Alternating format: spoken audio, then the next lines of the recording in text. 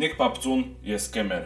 Začala nám kolovať na Instagrame taká neduha. Je takový nešvar. A to je to, že Nikolás Papcun, ktorý je vlastne travel blogger a travel influencer, respektíve vám pomôže s letenkami a podobne, že klame a dlží ľuďom peniaze. Ja by som sa s vami chcel na toto pozrieť, čiže nebudem to ďalej zdržiavať. Vyjadrila sa vlastne, myslím, že ako prvá na ňo Travel with Barbora, aby sme vedeli, že vlastne odsud do, tak si to môžeme pozrieť. Nie som jediná, sme viacerí, ktorým tento cestovateľ dlží peniaze. Toto video nenatáčam z nejakej pomsty, ale skôr ako varovanie pred týmto človekom. Človek je veľmi známy medzi cestovateľmi a konkrétne sa volá Dominik Papkun. Na Instagrame ho viete nájsť pod Aby ste vedeli, nezrychľujem to ja, ale ona. presívkou Nick Papkun. Zároveň mi je to veľmi trápne, pretože ja ako človek, ktorý si vie vyriešiť úplne všetko od leteniek, od bukovania výletov, od bukovania proste naozaj úplne všetkého, čo súvisí s cestovaním, tak naozaj mi je to veľmi trápne. Dominikovi som napísala správu a chcel som sa nejakým spôsobom informovať ohľadom situácie na Filipínach a taktiež aj aké cenovej relácii vychádzajú letenky na Filipíny, pretože v tej dobe som našla letenky okolo 900 €. Na to mi ponúkol alternatívu, že mi vie zohnať letenku, viem ju zabukovať cez svoj Revolut účet, s tým, že je tam možnosť zrušenia letenky z akéhokoľvek dôvodu.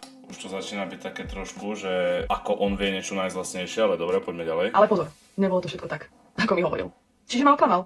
Poslal som mu peniaze cez účet, letenku mi poslal, síce až o týždeň neskôr, ale stále som tomu nevenovala nejakú veľkú pozornosť. No lenže o týždeň čo sa stalo? Letenka mi zmizla. Akým zázrakom mi Dominik hneď odpísal o pár minút, že to bude riešiť. Letenky miznú zo sveta. By bolo skutočne znepokojujúce.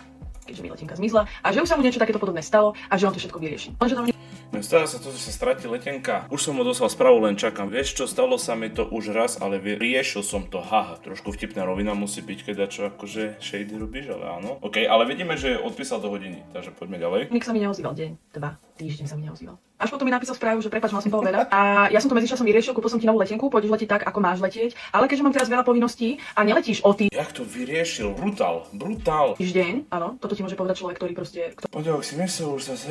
Čauko, prepáč, ja som to medzičasom vyriešil, aj už máš novú letenku, všetko ako bolo, len ma toľko veci zaťažilo, že som si povedal, že ti napíšem neskôr, že neodletáš o týždeň, takže pohoda. No ja by som bol celkom akože nasratý a pošlem ti ju potom na mail rovnako ako tu predošlu, OK? ktorému pošlem 710 € podotýkam. Čo potom pošlem na e-mail ako tu predtým, čože mne už to prišlo veľmi podozrivé. Na mojich informácií toto trvá niekoľko mesiacov. Bolo oklamaných veľa ľudí, veľa ľuďom dlží peniaze. Začalo sa to riešiť až teraz. Keď som teda videla tieto informácie na facebookových stránkach cestovanie poradňa a podobne, kde ľudia píšu, že tento človek im nevrátil peniaze za letiskové salóniky, do letiskových salónikov sa už tento rok vôbec nedostali. Jedna žena tam písala, že je dlží necelých 4 000 € za skupinu ľudí, ktorým sprostredkoval letenky, takže nemajú 4 000 €. Čože? Slovom 4 000. letenky a doteraz, do dnešného dňa nemajú peniaze. Ako všetci vieme, má dar reči. V tom prípade ťa vie nasmerovať tam, kde on sám potrebuje. Keď som sa toto všetko dozvedela, samozrejme, že som mu napísala, že som našla tieto príspevky a teda ako sa dohodneme. Na to on mi napísal, že so mnou už nechce mať nič spoločné a bude mi Takže ty a potom mi napíšeš, že s ňou nechceš mať nič spoločné. Dobre, poďme.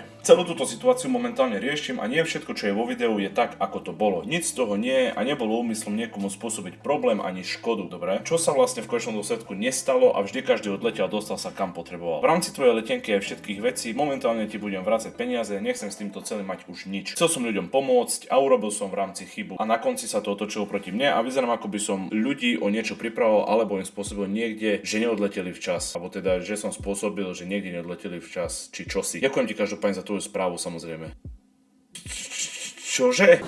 vrácať peniaze. Následne o 2 dní sme sa stretli osobne, kde mi 3/4 hodinu vykladal o tom, aké má depresie, aké má úzkosti. No a jasné, hej, akože to furt, keď jebeš, tak máš vlastne depresie a úzkosti ty, aby si sa z toho vlastne len vyvinil. To, keby toto mali všetci. Dobre, poďme. to pomôcť ľuďom a proste všetci idú proti nemu a že urobil možno len jednu zlú vec a Toto je najlepšie taká tá victim karta. To nie ja som zlý, to všetci idú proti mne. To nie ja som ti prebukoval, ale o letenku. To nie kvôli mne, keď ja som to riešil. Čo? Ale všetci ostatní okolo mňa. všetko sa mu to vlastne rozpadlo ako domček z karát. No. Lenže toto je manipulácia. Toto bola manipulácia na moju osobu, aby som mu verila, za prvé, aby dostal čas na to, aby mi vrátil peniaze. Čo vôbec neviem, či mi tie peniaze vráti. Pretože sme sa dohodli, že platbu mi Tie peniaze už sú určite veľmi dobre zainvestované, čiže to už asi ani nerieš. Čiže mám FIO alebo Revolut, áno, príde to hneď. Dobre, takže v nedeľu očakávam platbu, prosím dodrž to, čo si povedal, pretože výhovorky typu musím poslať peniaze niekomu inému skôr už nevezmem, ani ďalšiu inú výhovorku. V mojom záujme je dostať peniaze v kľudnej forme bez žiadnej drámy. V tvojom asi tiež. Ak to tak nebude, budem to riešiť oficiálnou cestou, s ktorou mám skúsenosti. Takto prosím rešpekt. V podstate jednoducho povedané, buď mi dáš love, alebo to nepôjde tak jednoducho, ako si myslel, čiže čaja ako palec hore, že to išla takto riešiť. mi pošle v nedeľu na účet. Nedeľa prešla, peniaze nemám. Na to mi povedal, že čaká na platbu. Nemá peniaze. Akože vážne toto má takto zapotreby. No nič, poďme. A v pondelok mi peniaze pošle predo. Čiže dikičko za stránku, preštúval som ju cez deň a vyzerá cool. Počuť, dajme stredko ráno o 9:30, dáš cigu, ja kávu, odložím ti to pred tebou ráno. Lebo nemám ešte celú sumu, zvyšok nabehne ráno. Prečo teda úprimne, že dajme ráno cigu, kávu a vyvoláme to celé, nech to už uzavrieme tiež. Jak môžu ľudia tak fungovať, že nemám peniaze, zoberiem si peniaze, rozbijem ich a potom zase nemám peniaze a potom, dobre. No, keď sa stretneme. Myslíte, že prišiel? Samozrejme, že neprišiel. A teraz Takže oni dohodnú stredkov, všetko sa tvári, že bude akože legit a on nepríde. Bravo. vôbec neodpisuje. Skontaktovala som sa s ďalšími oklamanými ľuďmi a samozrejme Dominik používa stále stejný scenár na každého človeka. Mysliac si, že my si medzi sebou nevymeníme správy. Naťahovanie času sú to klamstvá typu už idem do banky, už som to poslal, už to idem poslať. Ďalšie také výhovorky typu nejde mi poslať táto platba. V 21. storočí mu nejde poslať platba, čo teraz? Chalan, čo má nacestované, lebo má, povie, že mu nejde poslať peniaze vlastne, keď rieši bookingy, rieši letenky, rieši transfery, hej, že z letiska na ubytko a naspäť a tak ďalej, jemu nejde poslať peniaze. Je toto možné? Není. Pardon, na Slovensku je. Tam je problém s bankou, teraz to nedám, dajme to v piatok. Díka to tá banka, že...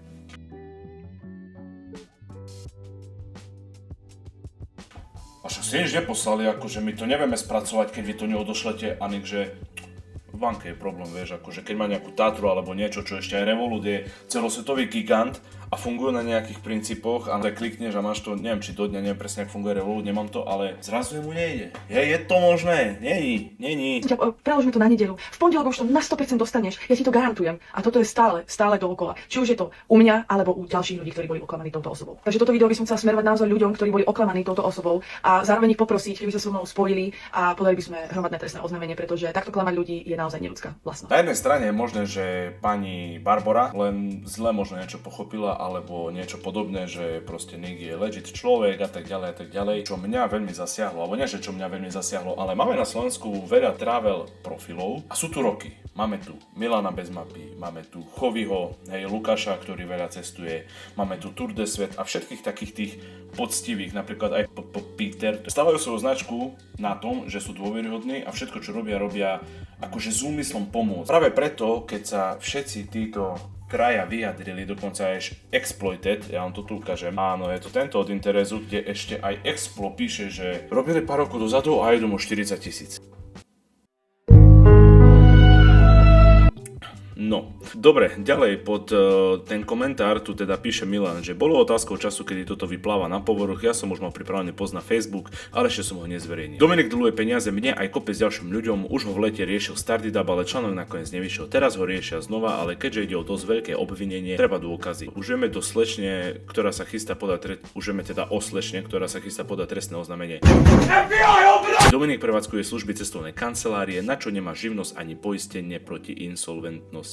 Dobre. Aktuálne sa to už rieši opäť, verím, že dokonca. Tour de Svet, už pri kauze Lounge to poriadne smrdelo, časovaná bomba. A teraz ešte horšie. Základné pravidlo je kupovať si veci sám, budeš, nech aj niekto poradí a pošle link, kde buknúť a platiť kartou, aby tam bola ďalšia vrstva ochrany. Držím palce. No a tu sa nám vyjadril Lukáš, teda Chovy Travel, ináč pozdravujem ťa, keď toto náhodou sleduješ. Známy podvodník, už nejaký ten rok, každopádne pýtam sa, prečo ľudia posielajú cudzím ľuďom len tak peniaze. Ja chápem, že nemáte skúsenosti, chcete poradiť, sorry Barborka, pozerám, že si mi písala k tým Filipínam a neodpísal som, nevšimol som si správu, ale aj keby som ti poradil, nikdy by som od teba nepýtal peniaze, že ja to kúpim a podobne. To je trest. Proste to sú služby, cestovky, na ktoré je potrebné mať špeciálnu živnosť. Existuje cestovateľská poradňa, ľudia si tam radia navzájom sem tam a ja pomôžem, napíšem koment. Dominik je pomerne známy prípad. Poznám prípady staré 2 roky, deje sa to teraz opäť. Proste to nie je náhodička, sú to cielené podvody. Rýchlo kvasení travel influenceri, ktorí rýchlo prídu na scénu a rovnako rýchlo aj skončia. Každopádne riešte to cez OČTK, riešte to cez médiá, nejaké kontakty môžem poskytnúť, ale Milan bez mapy spomínal, že už nejaké médiá začínajú teda riešiť. No mne príde najviac brutálne to, že dobre, OK, keď je niekto neskúsený, tak chce si nechať poradiť, to je v poriadku. A ja som prečo teraz taký červený moment. OK, dal som sem trošku prirodzeného svetla. Čiže chápem, že sú niektorí ľudia neskúsení a ja by som napríklad sa možno tiež popálil, pretože keď si pozrieme Nikov profil,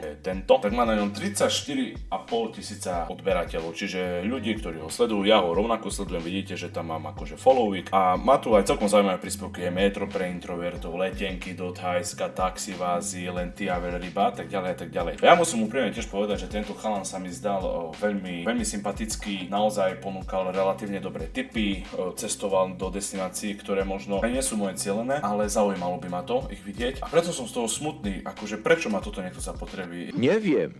Ja viem, že peniaze a peniaze. Ale za peniaze. A to, že možno nejakého slovenského influencera ako exploiteta potrebuješ o 40 000. No a teraz vlastne s týmito článkami teraz vyrukoval Stardida, vyrukoval s tým aj Interes, hej, tu máme od Stardidapu, čiže travel influencer Nick Papcun si vybudoval dôveru tisícok ľudí obsahom z exotických krajín, ale ľudia ho kontaktovali hľadom leteniek alebo pomoci pri cestovaní, ale už peniaze nevideli. Čiže hovoril som s viacerými ľuďmi, ktorí tvrdia, že Nick im dlží peniaze. Akože čo na to povedať? Teda travel influencer mal údajne obrať o peniaze bežných ľudí, aj známe tváre, vraj dlží tisíce eur.